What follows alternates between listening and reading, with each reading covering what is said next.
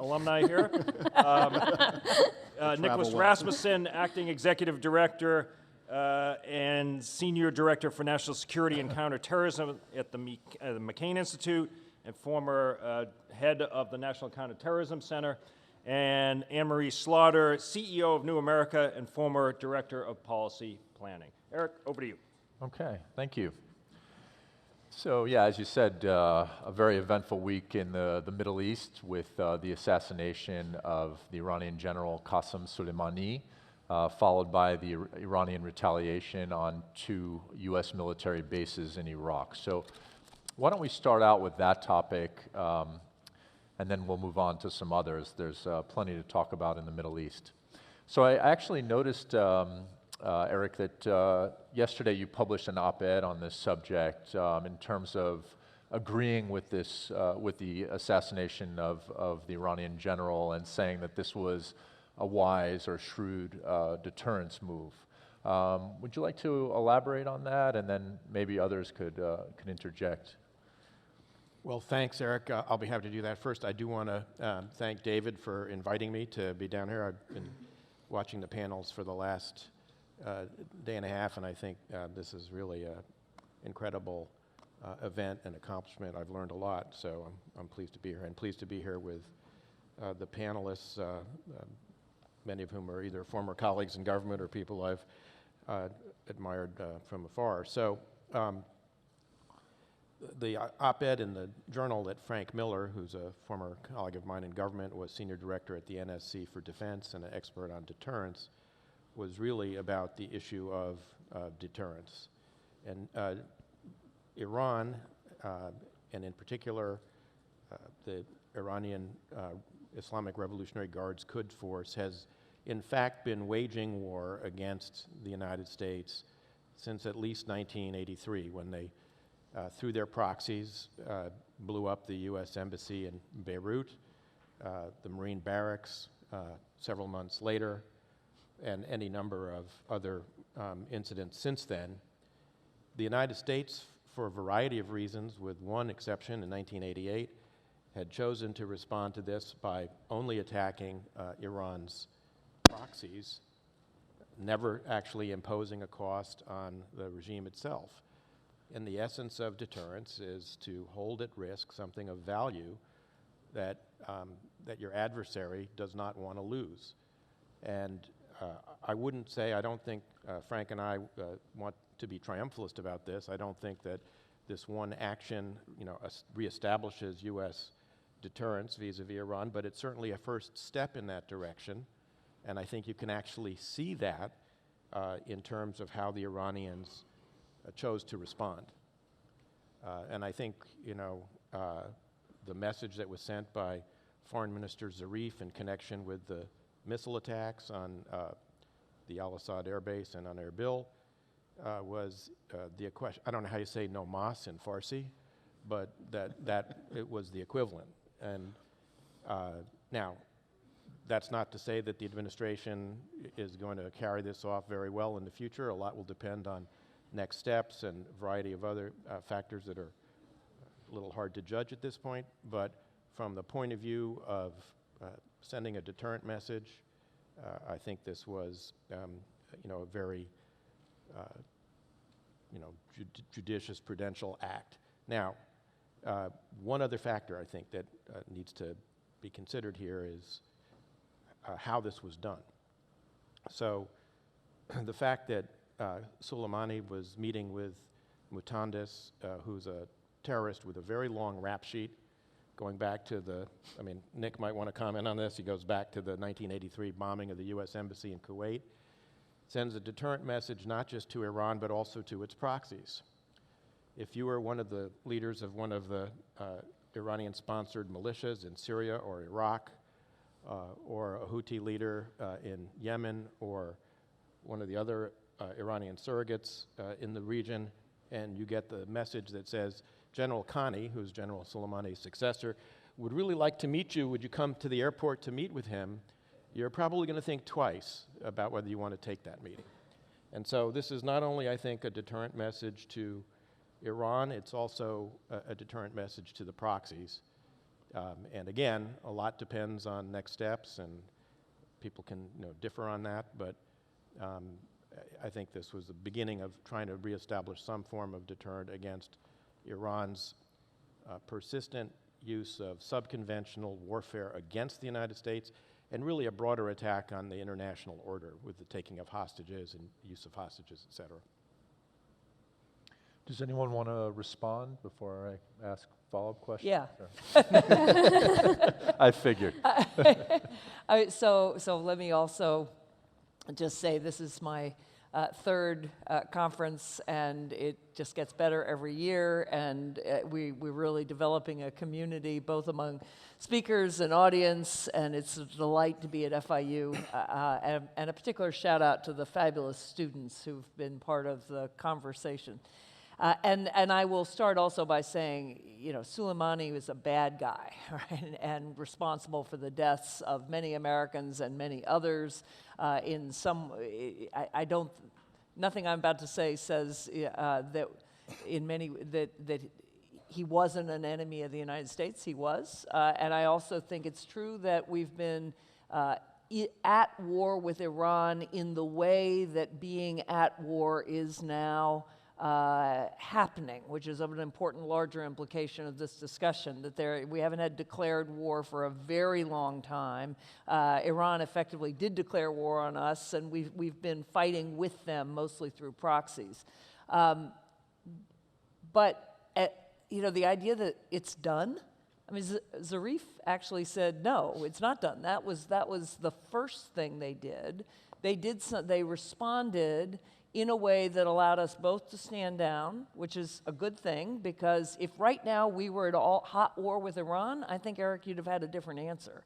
And for 2 or 3 days, that's exactly what it looked like. Iran is taking its first response, but certainly not its last. And tomorrow, if half our banking sector goes down and the stock market tanks, and then we have to think about what we're going to do in response to that, where's the limit to that? So I think the idea that we've now deterred them, maybe, I very much doubt it, because that's not the way they play. And when they hit back on us, and this is really the problem with what we did, when they hit back on us, the rest of the world looks at this and says this was disproportional. Our original response on the 29th of December to their rocket attacks on us on the 27th of December was absolutely justifiable and right under international law. They'd attacked us and we hit back. We then followed up again by killing effectively somebody comparable to the Joint Chiefs of Staff. And we did it in an allied country who did not want us to do it. And that is what renders it illegal under international law. So when they hit back again, they're going to have more sympathy than they should. So I'm just going to say we don't know how this plays out, but the idea that it's done and we've now deterred Iran, I would question. Please. Also, thanks again, and thanks for David for inviting me back for the third year. It's been a pleasure. Mostly for listening to the comments and questions of the students here. It's just so refreshing. I just want to, I agree so much with the question that Anne poses, but I also want to take a step back and look at the killing of Soleimani in the bigger picture and historically as well. And I can't think of a better example if to think of back on the 29th of April of 2011 when bin Laden got killed. And it just happened that he got killed on the 29th of April. On May 2nd, it was the royal wedding of Prince William's. And someone made the joke, and I think that was incredibly profound at that time. He said, so we killed the bad guy, the prince married the princess. Thank you very much. This week has been brought to you by the Disney Channel. And as much as it's making light of it, it just shows how we look at things in a very transactional way. We killed the bad guy. And I don't think the killing of bin Laden or killing of Baghdadi or killing of Qasem Soleimani is the real issue. Whether they're bad guys or not, we all agree. I don't think anyone will dispute that. But the point is not how those bad guys were killed or when, on whether within or without the international law, but more of why were these people able to do what they wanted to do? What are the enablers that allows for such actors, we call them the bad guy, the evil guy, act in such a way? And I think it rests a lot on the policies that comes from this country, or lack thereof. The lack of consistency, the looking again and again at the transactional political relationships more than long-term strategy that really looks at the play field, not just the players, but understand the play field in a longer term. And I think we can follow up on that later on, but I just want to give... Absolutely. Stephen? Yeah, I mean, I would agree that with sort of Anne-Marie's comment that it's too early to kind of really evaluate, what this attack means and how it has played out. I think it's likely to have, ramifications that will probably take years to play out and across the region. Anne-Marie also mentioned kind of Iraq and the fact that this was done in Iraq without the approval or permission of the Iraqi government. Today, the Iraqi prime minister, said publicly that he asked Secretary of State Pompeo to send a delegation to work out withdrawal of U.S. troops. The State Department has for now, as of today, refused that, but it clearly has worsened the relationship between the United States and Iraq's sort of very fragile government at a difficult time in Iraq, where violence has been increasing for some time. So I think it will have ramifications there. It, very likely will sort of continue to undermine the U.S.-Iraqi relationship, likely strengthen Iran inside Iraq. It will likely have ramifications in Lebanon and Yemen. In Yemen, and there's been sort of cautious optimism that the really horrific 5-year war may come to end this year. This could affect that as well. I would also, kind of in the big picture, just note that this was an extremely unusual act. I mean, this is the first time in decades that the United States has assassinated, has killed a senior figure in the government of a foreign country. And it's unclear what precedent that will or won't set, whether it will lead to kind of additional assassinations of government figures. Now, I would also mention that there was a sort of precursor to this, where last April the IRGC was declared a foreign terrorist organization by the United States. And that was the first time that the United States has ever declared part of a foreign government to be officially designated as a terrorist organization. And I think that's actually quite significant and was maybe overlooked at the time. For many years, the United States had avoided designating part of Iran's government or any other government as terrorist organizations, not because these governments didn't undertake violence that could be considered terrorism, but largely because there was concern that, well, if we start designating some of the governments that we're unhappy with as terrorist organizations, there could be an argument that some other governments that we support and back and arm might engage in behavior that we consider terrorism as well, governments such as Saudi Arabia or Egypt. And it's unclear moving forward kind of how that precedent will affect things. So I think it's a very complex act that will have ramifications for a long time. So first, before jumping into the Iran topic, on behalf of the McCain Institute, it's truly a pleasure for us to be a co-sponsor and co-host. Best kind of co-hosting and sponsorship arrangement is when David and his team here does the huge majority, maybe even all of the really hard work, and is generous enough to share the credit and the ability to host and sponsor with other organizations. So thank you, David. I may lean back a little bit in my good friend Eric Edelman's direction and just agree with him in maybe a narrow sense that certainly in a temporal way there's a good chance that some degree of deterrence has been established. I would feel much greater confidence this was an enduring form of deterrence if the move against Soleimani and the subsequent steps talked about by the president, if those sat within a viable strategy that married up diplomacy along with coercive measures such that we could foreseeably envision an outcome where Iranian behavior would change and we'd get the outcome that we all want, which is an Iran that acts like, participates with the rest of the family of nations around the world, and it does not represent a threat and a destabilizing force to his neighbors.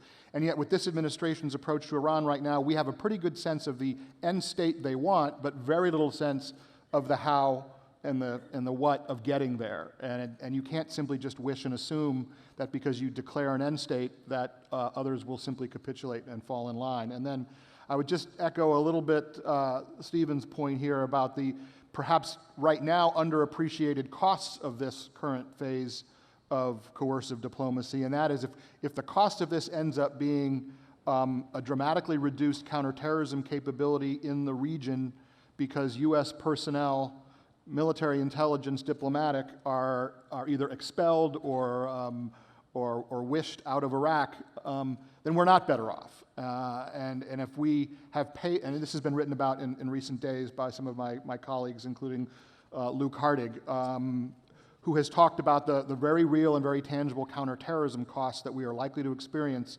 And the only beneficiary of that outcome, of course, is the Islamic State.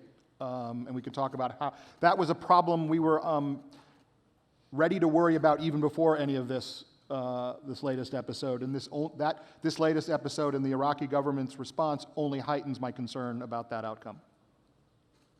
Eric, so let me respond to some of the great points that my colleagues here have made, many of which I agree with, but some of which I have some maybe slight differences with. So first of all, I agree with Nancy. I mean, if there's anything we've learned over the last decade, that decapitation strikes don't end your problem. That is, not a solution. And, killing bin Laden, killing Baghdadi, killing Aiden Iro, I mean, none of these killings have solved the problem. I'm going to take that point. You're still left with the problem of, it's nice to say that these are all bad guys. You got to figure out what to do with these bad guys.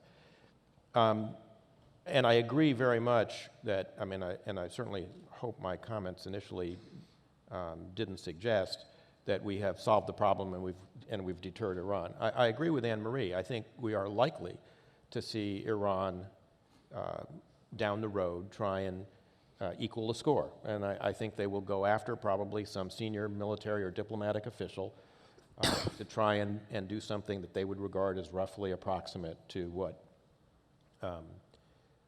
what we did when we killed Soleimani. And they already have designated, Iranian government's designated the entire U.S. military as a terrorist organization, to Stephen's point, in response to the designation of the Quds Force as a terrorist organization.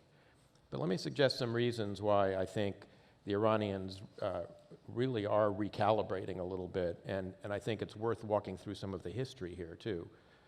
The history of our interactions with Iran, and this is where I think I have maybe a slight disagreement with Anne-Marie. Anne-Marie was saying that the responses in December to the shelling of our bases was proportionate and therefore acceptable. My problem with that is it continued the practice that we've had for a long time of going after the surrogates and not the source of the problem, and not convincing the Iranians that we will hold them to account for what they have unleashed around the region. Here are some reasons why I think you're going to see some greater caution on their part, at least for a while.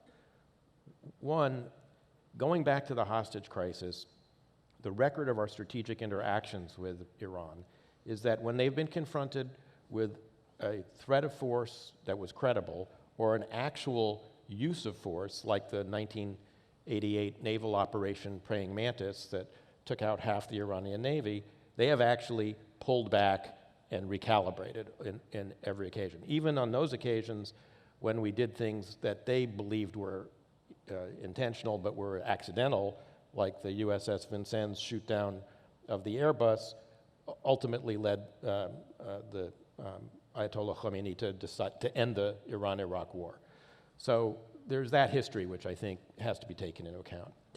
Second, there's going to be enormous disruption. We haven't solved the problem by killing Soleimani, but there's going to be enormous disruption to the IRGC Quds Force and Iran's, therefore, its effort at establishing its own mastery in the region, because he was such a key architect of the strategy of creating the equivalent of the Abraham Lincoln Brigade of Shia expeditionary militias that he brought into Syria from Iran, from Hezbollah, from Iraq, from Afghanistan, other parts of the region.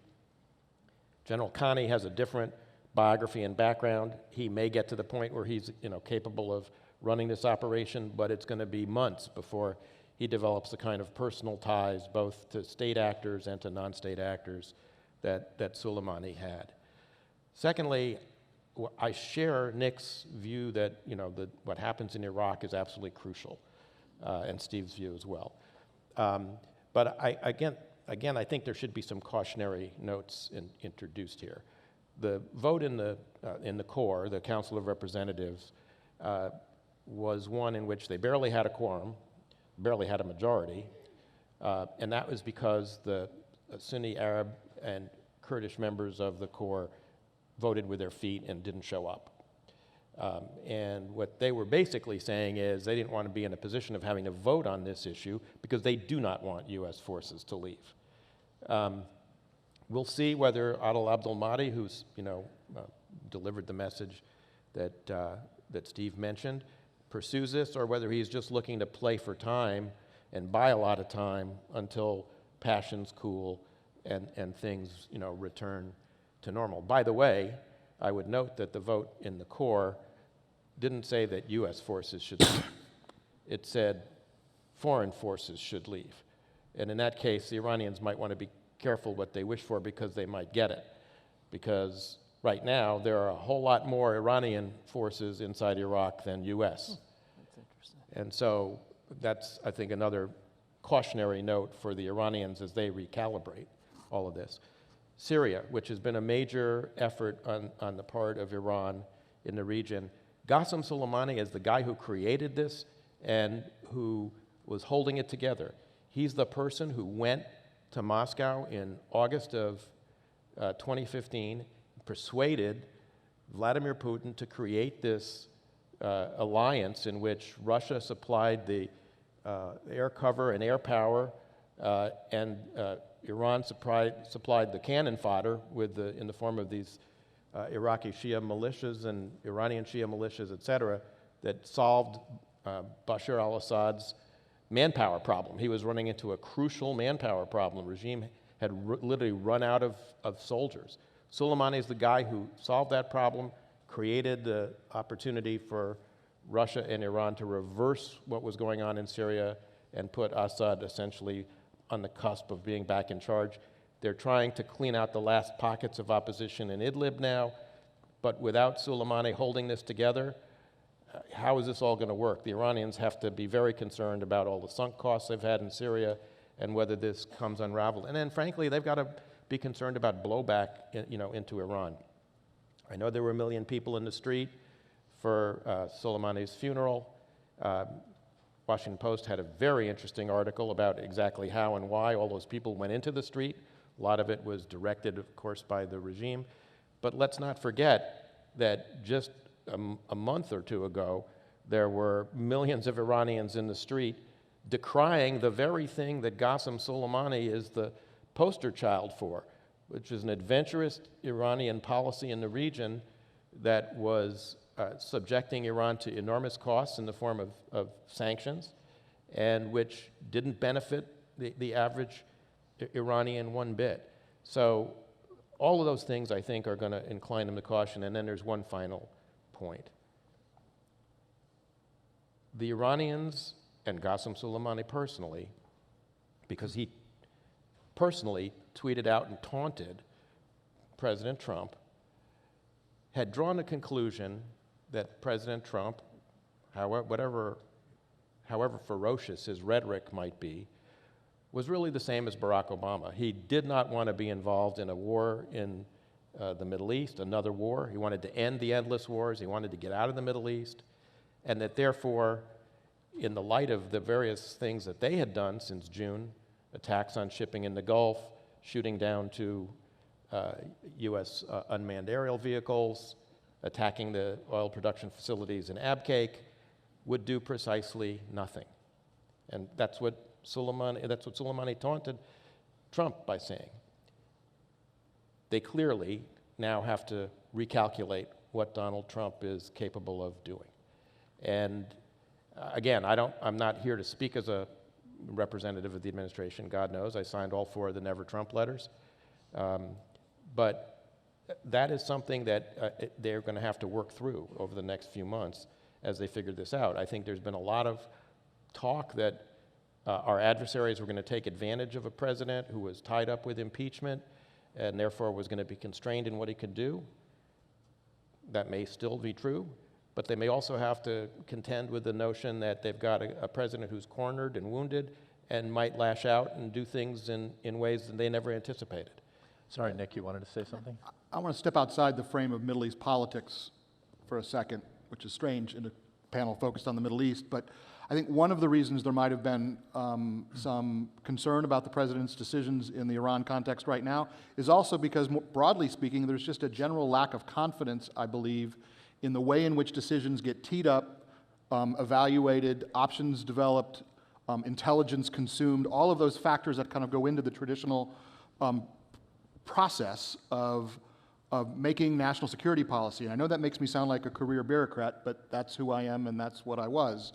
And in many ways, you witness the fact that in some of the articles about decision-making for this particular episode, you had senior officials being quoted as saying, yes, we did listen to the intelligence. Yes, we did ask the intelligence community to provide assessments of what Iran's response might be. So I want to put that in this conversation because I think setting aside the merits of the particular decision, I think we face a broader problem and a broader challenge. Is this administration willing to approach national security decision-making in a structured, rigorous way that evaluates all options, that is evidence-driven, that looks to the intelligence community for expertise, if not advice, but at least expertise and perspective? And that's, I think, in part what causes the kind of concern about the outcomes that you've seen in the aftermath of this decision. And that's not just here at home, that's with our allies and partners overseas as well, who have those same set of concerns, but probably much more so. I'm going to respond to Eric, but move us beyond this initial question, which you may well be wanting us to do. Please. Which I do think one of the very interesting dynamics here, as Eric said, is that what we were seeing across the Middle East and what we see just demographically, but also sort of forces of history, are the younger generations saying enough, right? So again, if you think of the Arab Spring as like the French Revolution where Xi Jinping aside it's too soon to tell, Deng Xiaoping aside that it's too soon to tell, but still, French Revolution to 1848, it takes a long time to get that kind of upswell for liberal government for the revolutions we saw. If you think about the Middle East that way, you saw in 2011 an upswell, and you're seeing another upswell, right? You're seeing the young people in Iran. The young people in Iran, because they're young people in Iran, are opposed to their parents. So an Iranian I knew once said, well, all the young people they really like the United States. And I said, well, why? And he looked at me and he said, well, do you have teenagers? And I said, well, yeah. He said, do I have to explain this to you? I mean, these are people who want to be more engaged in the world. And the young Iraqis, not just young Iraqis, but Iraqis saying, enough, we want our country, we want to have it. So one thing that's interesting, and I do agree here with Eric, that the first round of analysis was, oh my gosh, here we've had a bunch of Iraqis protesting Iran's presence in Iraq. Now we've essentially changed the subject and they're all going to be against us. Adroit Iraqi politicians can maneuver to actually create space in both areas. And in both countries, you have to analyze what's happening at the geopolitical level alongside what's happening demographically. And then finally also whether we're seeing real exhaustion with both the Sunni and the Shiite religious revolutions. Kim Gaddis has a great new book coming out that says, really, you have to understand ISIS and Al-Qaeda together with the Iranian Revolution as a kind of, religious fundamentalist movement across the Muslim world that now may also be at least evolving, if not ending. Yeah, I mean, I would strongly agree with sort of Emery's description of maybe the past year or so of being another wave of popular discontent across the region. And that sort of shattered kind of myths and conventional wisdom that tried to take hold once again. I mean, before the Arab Spring in 2011, there was popular conventional wisdom that was very misinformed and that was sort of propagated by many of the authoritarian regimes in the region, that the people of this region did not want political change, did not want democracy. They were in that it was sort of necessary for strong men to rule the region. That was shattered in 2011 when 4 Arab dictators were pushed from power by popular uprisings, popular nonviolent uprisings in about 13 months. And then prior to last year, there had, again, pushed by the autocratic regimes that remained in power, there was this narrative that, well, the people had learned their lesson because the Arab Spring had failed. But that's not the case. It's not the case in several different ways. I mean, first, the idea that it failed was not because of where it did fail was not because of the people, it was not because of the citizens, it was because of aggressive, violent responses by dictatorships that refused to step aside. On top of that, it hasn't failed everywhere, and Tunisia remains as a democratic transition that's still underway. If you look back historically, globally, since World War II, when dictators were pushed aside by popular nonviolent revolutions, by uprisings, between 20 and 30% of those were democratic 10 years later. It looks like the Arab world will come out on the global average. These transitions are very difficult, and those who benefit from the old status quo fight very hard to prevent meaningful change, and that's what we've seen across the region. But as I said, Tunisia is still continuing with difficulty on its path of democratic transition. In the past year, we saw eruption, and we saw 2 more Arab dictators pushed from power, once again by popular nonviolent uprisings, and that were widely unexpected. In Algeria and Sudan, we also have seen the largest protests in Lebanon's history just in the last couple of months. We saw the first really significant protests to erupt in Egypt since Sisi took power in 2013 in September. And of course in both Iran and Iraq, which have been mentioned. I mean, so we've seen just the people of the region, despite them seeing the violence that could unfold, as we've seen tragically in places like Syria and Libya and Yemen, nonetheless, we've seen a refusal to allow these kind of corrupt, stagnant, repressive, authoritarian dictators to simply rule without opposition. And that's something that's an important factor, and was an important factor in the violence that we've seen erupt and the tensions with Iran. And I think that the protest in Iran and the pressure that the Iranian regime has been under in the last few months was an important factor in their calculations here. There's been a lot of discussion here in the United States about the role of impeachment in Trump's calculations, but I think on the other side, I think very clearly Iran and Soleimani and the Ayatollah were trying to provoke a U.S. reaction in order to distract from kind of the popular discontent. And in the short term, the immediate term today, it has worked to some degree. As time passes, the popular discontent with the failure of Iran's regime to deliver for its citizens will remain and will return. Can I just make a very quick comment, picking on the last sentence that Eric mentioned about what would the situation be if Trump gets impeached and what his unpredictable reactions as a wounded president. Well, he's already unpredictable, as a president. And that's the problem, because the lack of the consistent policy in the U.S. has been really damaging its influence in the region, as opposed to Russia has been very consistent, very clear about its target, and follows them through. And even when we are talking about using the words that we're referring to Qasem Soleimani, and in the US, when we talk about Soleimani, his strategy in the Middle East, we actually use those words because they had a strategy. The US didn't. And if you see it from all places, just are we staying in Syria, or just pulling out the troops from Syria? Are we supporting the Kurds? And then the next day, we're just pulling our hands out of Syria. And then now in Libya, it's just when at one point the US is supporting the GNA, or at least declaring that they're supportive. And then President Trump in April takes a call from Haftar. And this kind of confusion and flip-flopping around the Middle East with different policy only undermines the ability and influence of the US to make change. Whereas Russia, on the other hand, is actually calling the shots. They were able to, even though as being on the opposite side with Erdogan, now calling for a ceasefire on Sunday. Now, whether this is going to happen or not, but who's the real influencer or the most influenced party in this?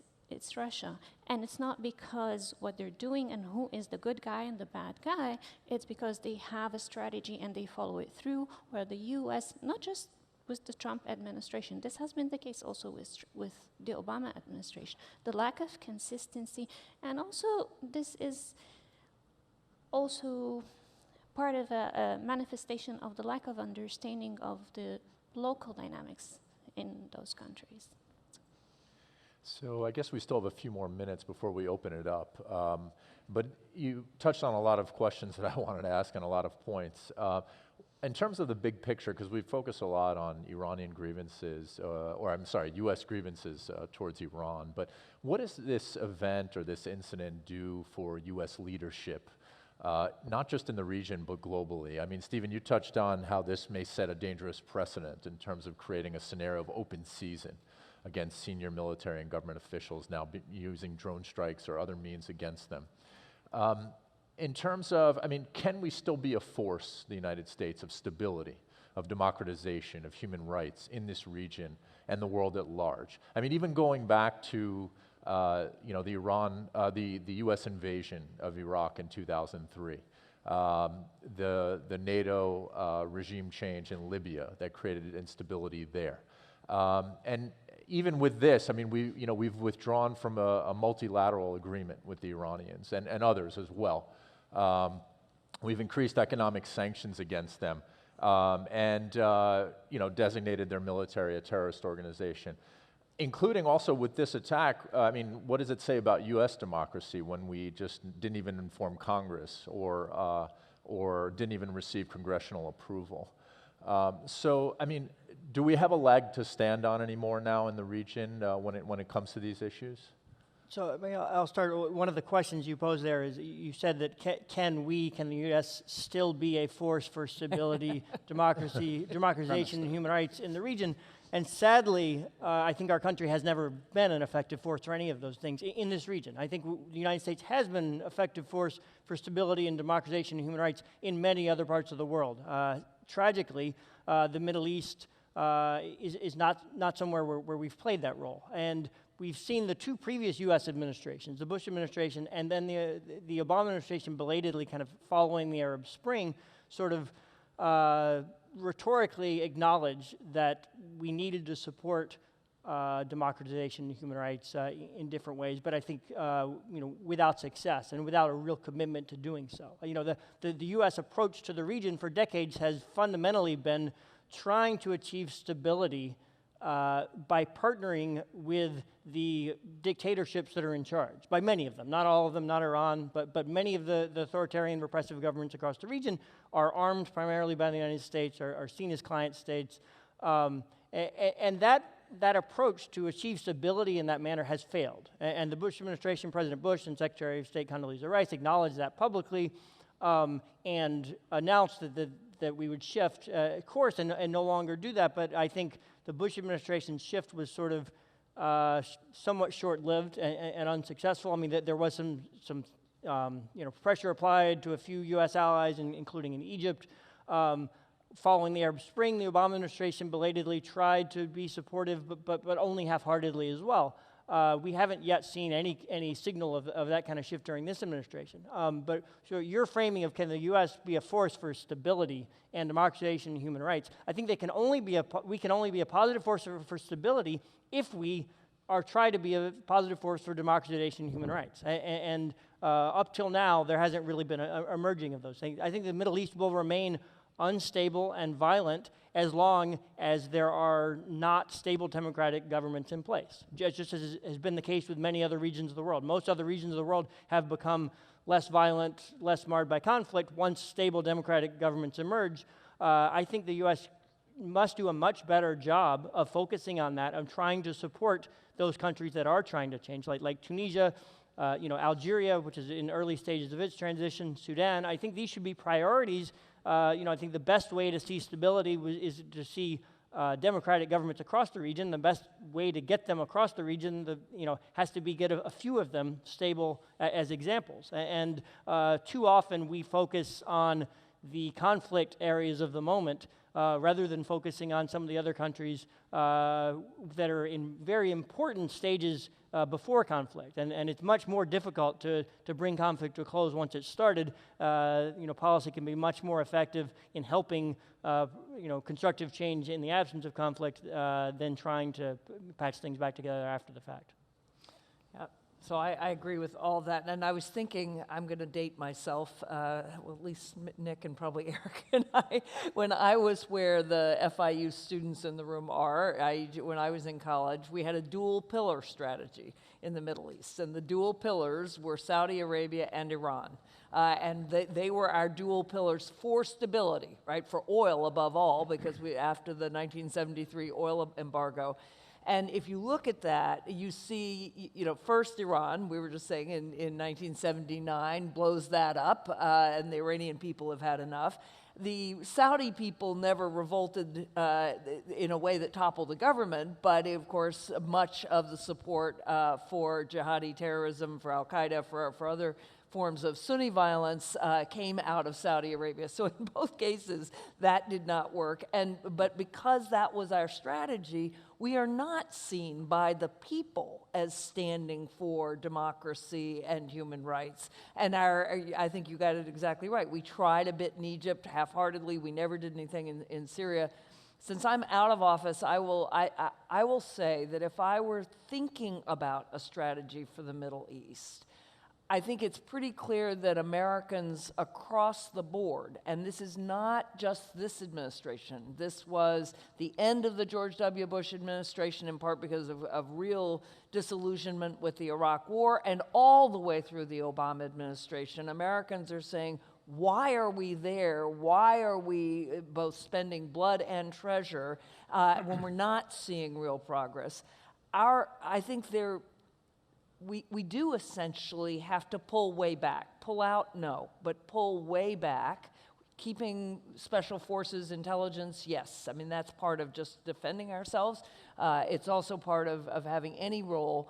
But we are no longer even peace brokers at the level of governments. We've given that up. And probably the best hope for actual democracy and human rights in the Middle East is as we pull back, that leaves in Turkey, Iran, Russia, China. Gradually, then the people turn against those countries, because gradually those countries are the countries that are propping up deeply unpopular governments. And at that point, and if we work through civil society, we work through universities, we work through enlightened business, then longer term, at least we're on the side, or the people are on our side, and we are credibly able to support those things. Because right now we've got a long hypocritical record, and we're not actually a player in the region in the way that we even have been. Thanks. Maybe we'll open it up. Because I think we have 15 minutes. Maybe we'll just take some questions from the audience. Eric, you can answer the first question and respond. Do we have questions from our audience? Yeah. Oh, yeah, we have them right here. Please. Awesome. Hi, my name is Mia Cleary. I'm a student on the Model UN team. I'm also an intelligence fellow at JGI. So my question is actually inspired by a piece that you wrote, Professor Loeb, about Iranian presence specifically within sub-Saharan Africa. And so my question is, we see that Iran has a presence and a large role, especially within Yemen, sub-Saharan Africa, and even with groups like Hezbollah and Hamas. And so as we see this sort of shifting focus of what they're going to be prioritizing, what is this going to signify for the groups that they play such a large influence on? Maybe Professor Loeb. Maybe I should respond. answer. It's a big question. Well, I guess as moderator, should I be responding to questions? Sure. So your question is about in terms of Iran's presence. I mean, basically, as I write in the article, we tend to use the word hegemonic or expansionist when we look at Iran's activities in this way. But when you see things actually from Tehran, in very many ways, they're doing these activities, whether again, and I talk a lot about the soft power that Iran does in Africa, in the Middle East, not just establishing security assets, but also using development, culture, religion, other means to win hearts and minds, establish relationships. But it's very much, it sees itself in some ways in a situation of strategic loneliness. And, when you talk about Syria, as abhorrent as the Syrian government is, and I can say it firsthand, I've lived there, but, Iran saw it that if that domino falls, then what other allies do they have in the Middle East? So, using a combination of these soft power, hard power instruments, and of course relationships with militias, which we may call terrorists on our side of the equation. But these actors are not just important players in society and in the economy, but also, and of course in the security realm, but also have, if you want to call it, infiltrated or penetrated their local governments. So, it's been an important arm of Iranian foreign and national security policy, and I'll just leave it at that. Thank you so for your much. question. Hi, good afternoon. I was up here earlier for the Cuba panel. Once again, my name is Veronica Carbonell. I'm a sophomore here studying international relations and political science and I'm here with the Model United Nations team. So before I started my question, I just wanted to preface it by saying, so I know that a lot of the younger people here know about this kind of spread of internet jokes that have been revolving as a result of World War III and a potential draft following what has been happening in Iran. And obviously as Americans, we have the luxury of being able to sit on our phones and make jokes about this, but in all seriousness, my question is asking, what long-term effects would a war of this magnitude actually have on the youth populations of Iran as a result, when you consider the Arab Spring and also considering the current regime that is in Iran? Thank you. I'm going to argue a little bit with the premise of the question, because I think this current episode with Iran, you heard the word war thrown around a whole lot, when actually the way many of us thought about it was what we were likely to see was an escalatory spiral of asymmetric activity, but we were never likely to see the kind of force-on-force engagement where you would have Iranian military units, poised against American or other Western military units. But what we were likely to have was some kind of global manifestation of this conflict where, as Professor Loeb was saying, that network that may exist in Ghana, for example, might be somehow tapped into by the Iranian regime and used to mount an attack against some Western hotel or diplomat or military target. And so it's difficult to use the word war because it won't be the kind of war that mobilizes societies the way the Iran-Iraq war did, certainly during the 1980s when Iran and Iraq were in that kind of war. It will still result, I would argue, even without that kind of full mobilization of society, that kind of isolation that would follow for Iran will do great harm to the young people of Iran. And to Anne-Marie's point, will just set us back even further in the effort to bring Iranian society into productive engagement with the rest of the region and the rest of the world, which is where we all want it to be. Sorry, the podium was blocking my view of you, so please. It's okay, thank you. My name is Matthew Becerra, and I am also here on behalf of the FIU Model United Nations team. My question is that Iraqi's caretaker Prime Minister Mahdi and certain blocs of the Iraqi parliament have called for the exclusion of U.S. troops from Iraq, and I was wondering if the U.S. would adhere to this request as a sign of respect to Iraqi state sovereignty or a sort of refusal because it's inimical to U.S. interests in the region. Additionally, in light of the diplomatic tension within Iraq, I was wondering how a final diplomatic, security, and economic partnership between these two states would come about. Thank you. Well, there's one for Between Eric. the U.S. and Iraq? Yes, in terms of the resolution. Well, as I said, I would be surprised. I mean, look, our troops are there at the invitation of the Iraqi government. And if Iraq actually does withdraw the invitation to stay, we will have to leave, and we will. The question is, do they really want us to leave? I mean, the resolution which passed the Corps the other day, in fact, was a non-binding resolution, which was the first step in a long legislative process there that would have like 5 more wickets to get through in order to lead to an actual request for us to leave. And as I said in my remarks, it was not a request for U.S. forces to leave. It was a request for foreign forces to leave, which carries with it a little bit of a double-edged sword because it also means the Iranians would have to get out. So I think there's going to be a lot of kabuki going on here, to make a sort of mixed cultural metaphor. But I'd be very, very surprised,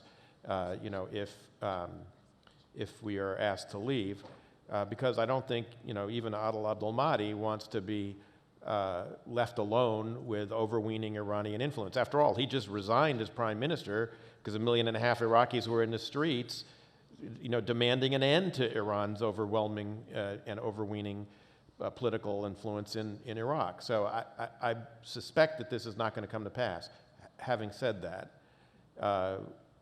this definitely is going to complicate the question of building a long-term strategic partnership with the government of Iraq. There's no question about that.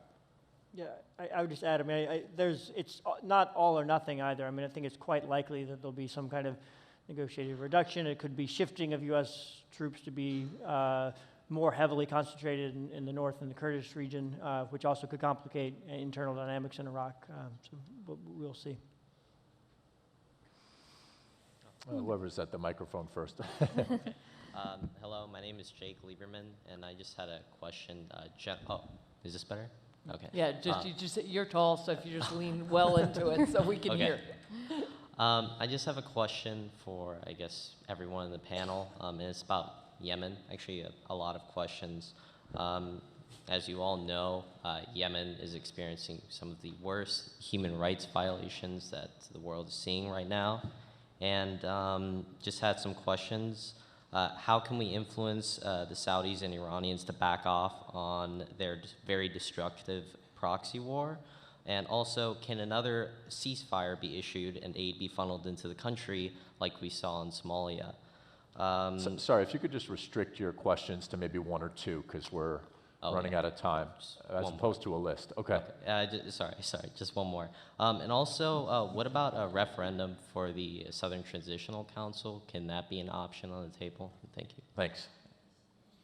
Could someone here speak to Yemen, or? You start. I've got one thing to start. say. There's a question about what can the U.S. do to sort of encourage the Saudis to further limit their military activity in Yemen, which I think is long overdue. The U.S. does have leverage with the Saudis if we chose to use it, but this administration has chosen not to, and frankly, the previous administration as well, for entirely different reasons, did not kind of really stand up to the Saudis in their really disastrous intervention in Yemen. The Congress has had a different position, and there's been kind of steadily growing support in the U.S. Congress, bipartisan support for taking a firm stand with the Saudis. The Trump administration has resisted that up until now. There's had been momentum in that direction in recent months, but again, it's unclear how the killing of Soleimani may possibly re-inflame things. If Iran chose to try to inflame things further in Yemen, then it's possible that might sort of undermine the momentum for further pressure on Saudis to withdraw. But we'll see. If this administration were to choose to put real pressure on the Saudis, then I think it could have an effect. If I could just jump in here, because this gives me an opportunity to respond to some of the points that Anne-Marie made earlier that I wanted to respond to. I think the difficulty with us pulling back, and obviously the desire to pull back from this region is palpable, both, as you said, Anne-Marie, in public disillusionment and disappointment in sort of too long and inconclusive wars in the region. And as the president said in his remarks on Wednesday morning, in light of the, quote, U.S. energy independence, we don't need the region anymore, it can return to the obscurity it so richly deserves. There is this desire, and it was shared by President Obama, who felt very strongly that the U.S. had overinvested. And you see that reflected in our official documents, too. If you look at the National Defense Strategy, it says we need to prioritize great power competition with Russia and China. I agree. And it says we should do this by taking risk in the Middle East, although when we, as a member of the National Defense Strategy Commission, Congress appointed to review this thing, when we asked people in the Department of Defense, what do you mean by taking risk? Is it with Iran? Is it with ISIS? Is it in Afghanistan? You get different answers from different people, and no one could really kind of explain it. The problem is and this goes to Nancy's point, really, about people feeling that the U.S. doesn't have a strategy and is being inconsistent, which has been true through the last administration, so now almost 12 years. And I agree with that, and I think it's created enormous dislocation in the region. It's not just that if we pull back, our adversaries like Russia and Iran fill the vacuum, and that it has negative consequences, which I think it does. The problem also is that our allies fill the vacuum, and it has negative and bad repercussions as well, because they will do stupid shit that we don't like, and they won't do it well, and they'll screw it all up. And I think that's what you see going on. That's what's happened in the intervention in Yemen. I mean, people keep talking about the Yemen war, which began in 2015. No, it didn't. It began in 2011. It was only the Saudi and Emirati intervention that began in 2015, and it began for a very simple reason. They didn't think the United States was there to protect them against their Iranian adversary. And so I think this is going to be an ongoing problem. Same with the Turks, by the way, about which I could go on at great length, but in light of the time, I won't. Can I say one thing on just on Yemen, because it's very important. Yemen is likely to be the world's first country to run out of water completely.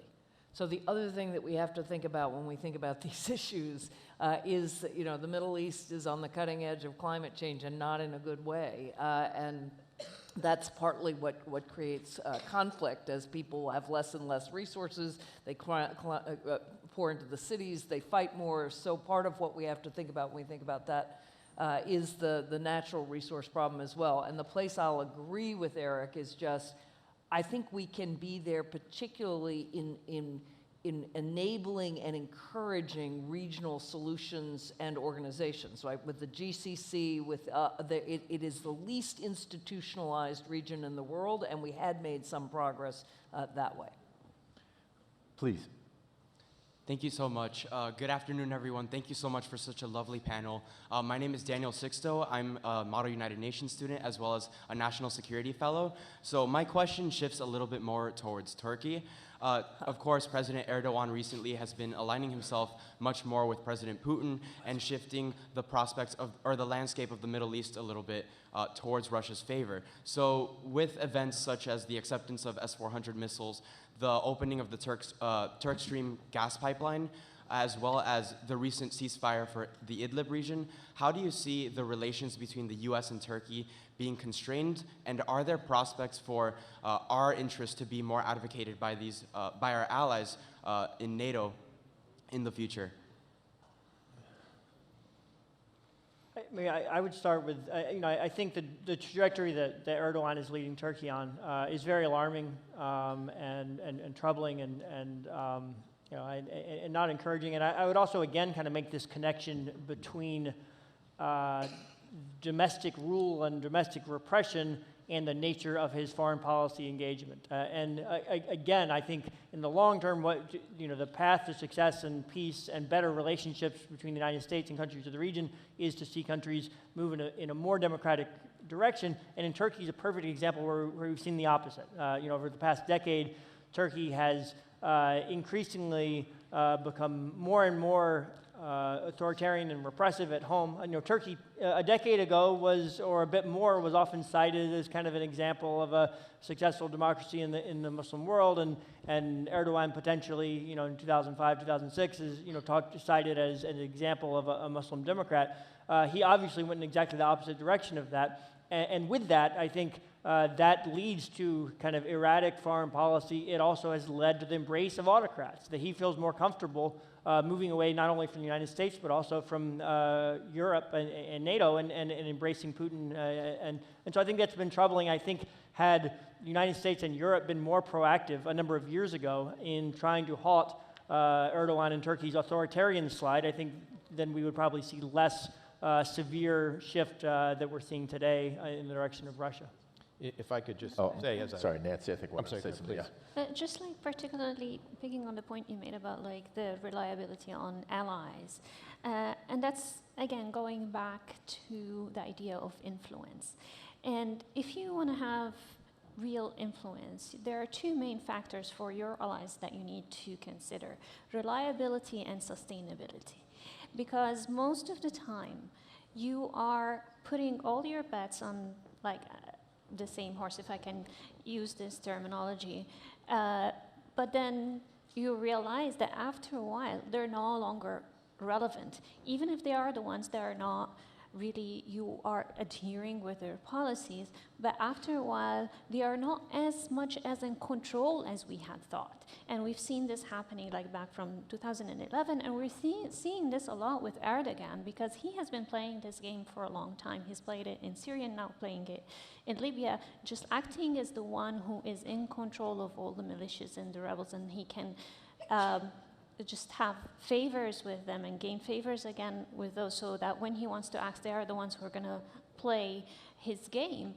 But after a while, anyone who's putting his bet on such a leader should also take into consideration the continuation and sustainability of the relevance.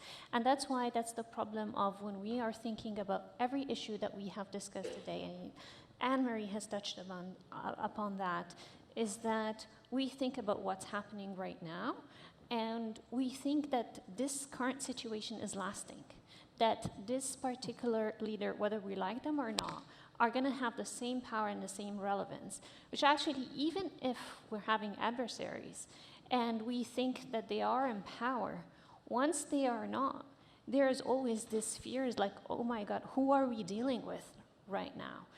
The problem with looking at the transactional politics and looking at the current moment is what really puts us in this situation that we're seeing right now, where we're asking is what the US has done leads to deterrence or not? Because we don't have much of clues to predictability, and that goes back again to who are the leaders we are supporting and to what extent we are supporting them. I think You're getting the hook. that's it. It's been a great panel. Thank you very much, guys. You made my job easy. Thank you very much, Eric. Thank you. Thanks very much to the panel. The next one will be coming up very soon, the China-Russia threat, and we'll be right back.